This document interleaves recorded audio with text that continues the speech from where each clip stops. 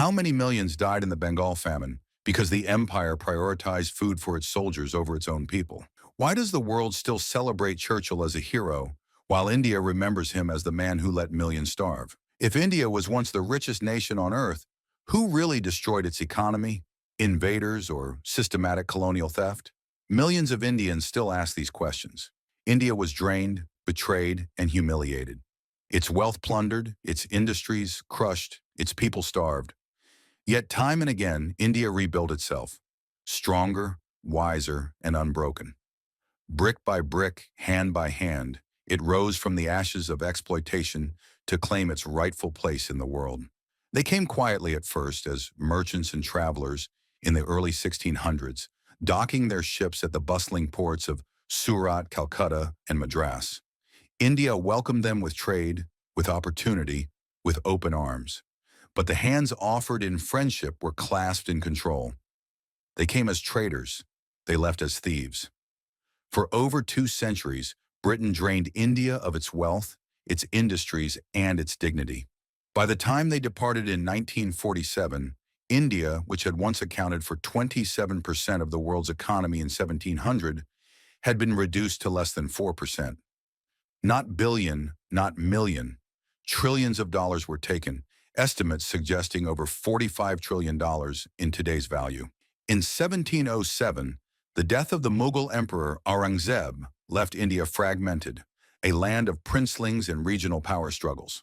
The Persian Emperor Nader Shah invaded Delhi in 1739, sacking the city with brutal precision. Amid this chaos, the British East India Company sensed opportunity. Unlike the Mughals or the Huns before them, who took and sometimes assimilated, the British were different. They were systematic. They saw India as an inexhaustible source of wealth, not to rule but to exploit forever. By the 19th century, India was the jewel of the British Empire, yet its brilliance had been stripped from it. British colonial policies dismantled native industries.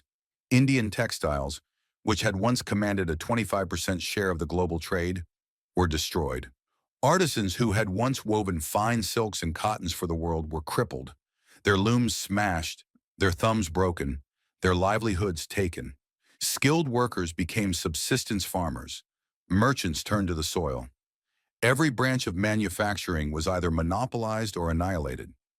India was reduced to exporting raw materials, cotton, indigo, metal ore, while British factories sold finished goods back at inflated prices.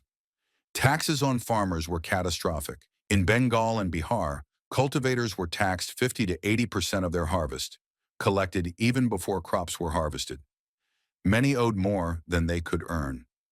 The British imposed what was called the denial policy during the 1943 Bengal famine, a scorched earth strategy to prevent Japanese forces from gaining resources.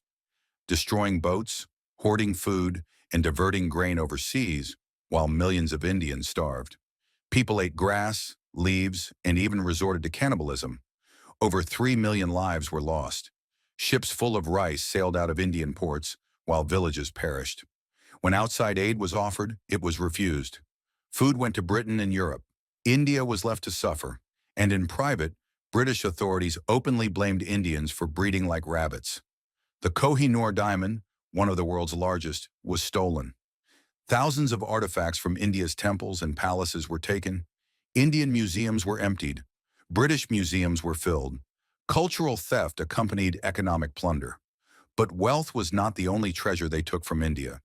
Its culture, its knowledge, and its ingenuity were stolen too, repackaged and claimed as their own. Most people think the cummerbund is British. The truth is far from it. It began in the 19th century India, in the sweltering heat of cantonments where British officers sweated through stiff, three-piece suits. The black tie code demanded a covered waist, but waistcoats were unbearable in India's climate. Then the officers noticed what Indian men were wearing. A wide, elegant sash called a band. Lightweight, practical, yet still refined. The British did not invent it. They borrowed it, renamed it the cummerbund, and proudly brought it back to London as part of formal evening wear.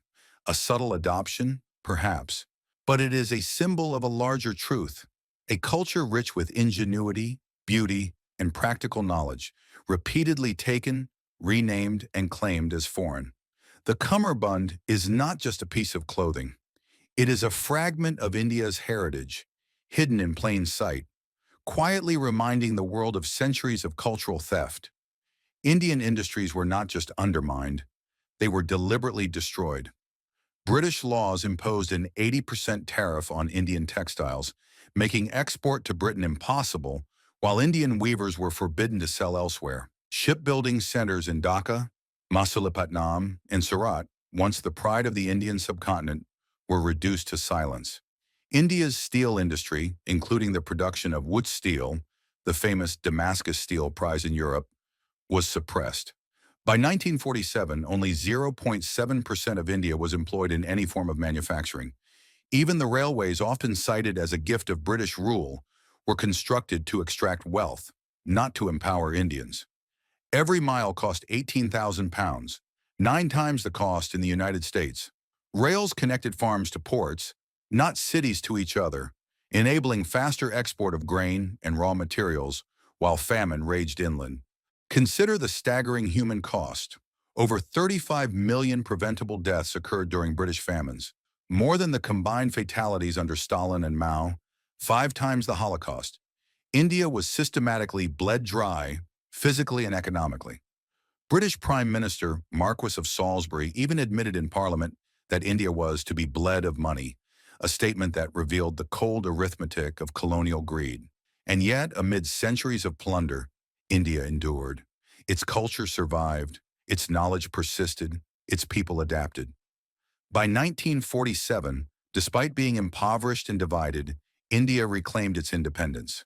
It would rebuild, brick by brick, city by city, mine by mine. Modern India stands as a testament to that resilience. Its economy is now the fourth largest in the world, no longer beholden to foreign masters.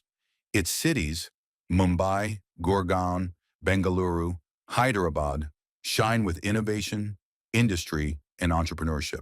ISRO launches satellites into space, mapping the cosmos and asserting India's technological prowess. Indian companies buy global businesses, not the other way around.